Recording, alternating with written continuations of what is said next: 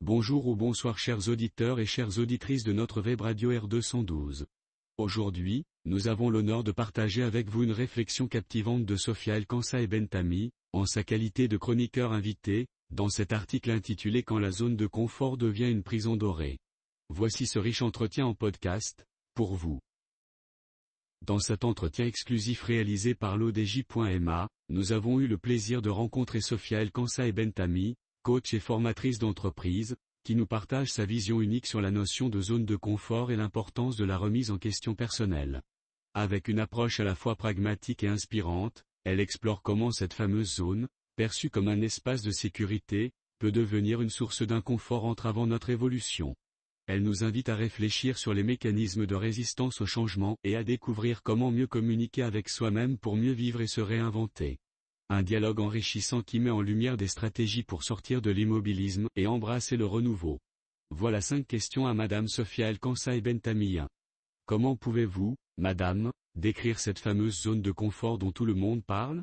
Sophia El Kansae Bentami commence par expliquer que la zone de confort, un espace où nous nous sentons en sécurité et où tout est maîtrisé, connu et contrôlable. C'est un lieu où l'anxiété est réduite au minimum, offrant une sensation de bien-être psychologique. Cet espace, bien que confortable, peut devenir avec le temps un inconfort, nous poussant à sortir pour évoluer. 2. Pourquoi, alors, est-il nécessaire de sortir de sa zone de confort? Il est nécessaire de sortir de sa zone de confort pour plusieurs raisons, pour s'améliorer, se redécouvrir, et se réaffirmer. Rester figé dans une routine peut limiter notre développement personnel, tandis que sortir de cette zone permet d'apprendre de nouvelles choses et de progresser. De plus, parfois, des événements extérieurs nous forcent à quitter cet espace pour survivre. 3. Quelle est la résistance principale à l'idée de quitter sa zone de confort? La résistance au changement vient de notre attachement à cette zone de confort qui, bien qu'elle ne soit plus adaptée à notre bien-être, nous semble familière et sécurisante. Cette résistance peut entraîner un blocage et des difficultés à s'adapter à de nouveaux environnements ou à de nouvelles expériences. 4. Comment évolue la perception du confort avec le temps, selon vous? Avec le temps, ce qui était perçu comme du confort peut se transformer en inconfort. Ce changement survient parce que nos besoins et notre compréhension du confort évoluent. Ainsi, il est nécessaire de reconnaître quand notre zone de confort n'est plus adaptée à nos nouvelles réalités et d'accepter de sortir de cet espace pour continuer à évoluer. 5. Quelles sont les conséquences de rester trop longtemps dans sa zone de confort?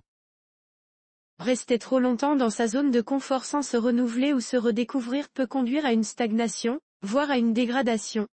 Comme le dit l'auteur en s'inspirant de Florent Pagny, ne pas grandir ni mûrir équivaut à pourrir et mourir. Sortir de cette zone permet d'éviter ces conséquences et de continuer à progresser.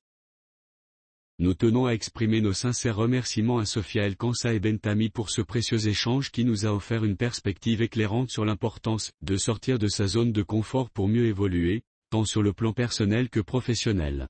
Ces réflexions inspirantes marquent le début d'une série d'entretiens exclusifs que nous aurons le plaisir de poursuivre avec elle, où elle partagera encore davantage de conseils pratiques et de stratégies pour se réinventer et s'épanouir. Nous sommes également ravis d'annoncer le lancement prochain d'une émission web vidéo, en plusieurs épisodes, consacrée au développement personnel, avec un accent particulier sur son application dans le monde du travail. Sophia El Kansae Bentami sera au cœur de ces émissions avec des invités inspirants, guidant nos auditeurs à travers des réflexions et des méthodes concrètes pour améliorer leur vie professionnelle. Restez connectés pour ne rien manquer de ces rendez-vous inspirants. Chers auditeurs et chères auditrices de la web radio R212, merci d'avoir été à l'écoute de ce podcast et de partager avec nous ce moment d'échange et de découverte. Votre présence et votre fidélité sont notre plus belle récompense. On se dit à très bientôt, si vous le voulez bien. Avec toute notre gratitude, l'équipe de R212.